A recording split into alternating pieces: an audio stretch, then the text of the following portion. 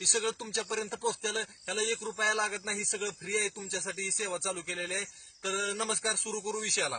तर आजचा माझा विषय आहे की कुत्रा चावल्यावर काय होतंय. रानात हिंडताना म्हणा, कुणाच्या घरी गेल्यावर म्हणा, एखाद्या वेळेस कुत्रा चुकून चावतं.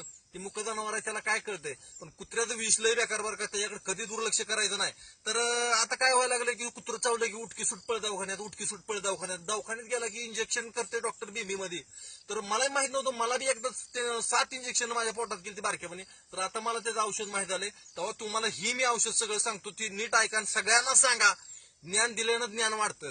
तर बघा, ही आगाडा वनस्पती आहे, माझ्या पाठीमागे आहे ती. ही आगाडा वनस्पती तुम्हाला माहितच असेल. गणपतीला आपण दुर्वा वाहतो, आगाडा वाहतो, त्यातलं ही आगाडा सगळ्यांना माहितच असेल ही वनस्पती.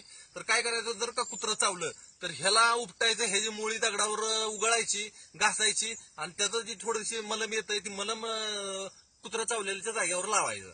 एवढं करायचं बघा. आणि ते झाल्यानंतर 7 दिवस रोज ही मुळी चावून खायची. एवढा तुकडा घ्यायचा, का चावायचं, रस घेऊन पुन्हा सगळी खाऊन टाकायची मुळी.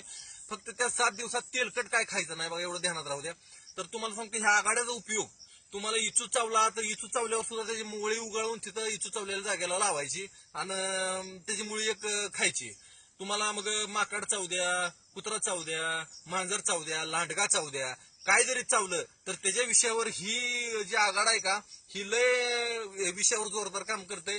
एक जे आतमध्ये जे इन्फेक्शन होतंय का, ती सगळं नष्ट करून टाकते. आघाडा वनस्पती एकदम आयुर्वेदात ह्याला लय महत्व आहे. तर माझा ही व्हिडिओ जर तुम्हाला आवडला असेल तर जरूर लाईक करा. गावाकडच्या दोस्तासाठी एक लाईक तर करावं लागतंय तुम्हाला. धन्यवाद.